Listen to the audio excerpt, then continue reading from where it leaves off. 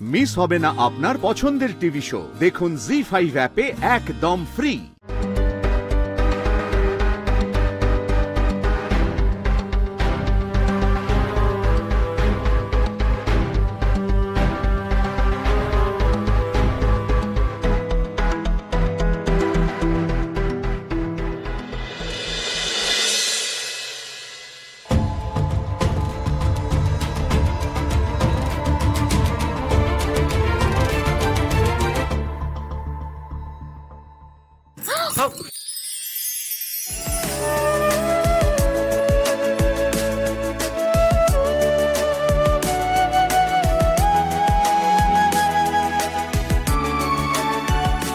আসুন, এখানে বসুন, চুপ করে বসবেন।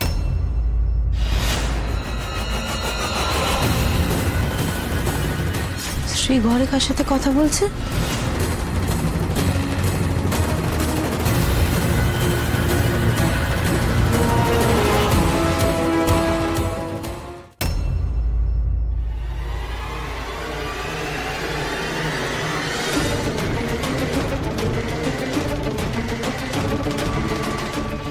শ্রী, হ্যাঁ মা।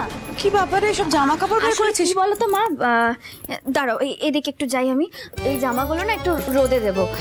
শীত তো প্রায় চলে এলো, আলমারিতে পরে পরে না কিরকম একটা গুনো গন্ধ বেরোচ্ছিল, তাই। হ্যাঁ ঠিকই বলেছিস।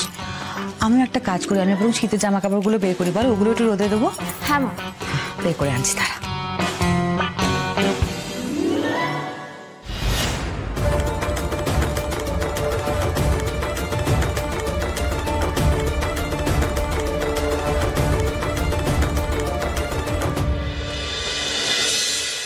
আপনি কি করেন বলুন তো? এক্ষুনি যদি মা দেখে ফেলতো না, খুব বড় একটা ঝামেলায় পড়ে যেতাম। কি করেন? এতই যখন দরকার তাহলে আমাকে ডাকতে পারতেন, তো আমি চলে যেতাম। মা গেছেন তো? হ্যাঁ চলে গেছে, আসুন। আসলে কি জানেন তো, কি? আমি অনেকবার আপনাকে ফোনে চেষ্টা করেছি, কিন্তু ফোনে পাচ্ছিলাম না। সরি না বলে থাকতেও পারছিলাম না। সরি কেন? মা আপনাদেরকে যা যা বলেছে তার জন্য সত্যি আমি সরি বলতে চাই। শ্রী, মায়ের কথাগুলো কিছু মনে করবেন না প্লিজ। তাহলে তো আমারও আপনাকে সরি বলা উচিত রাজ। আমার মা মোটেই আপনার সঙ্গে ভালো ব্যবহার করছে না। খুব ভয় করছে আমার, আপনাকে হারানোর ভয়।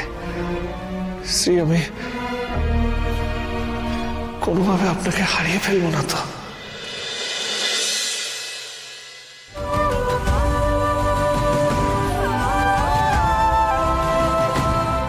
আমরা দুজন যদি ঠিক থাকি না রাজ, পৃথিবীর কোনো শক্তি আমাদের আলাদা করতে পারবে না।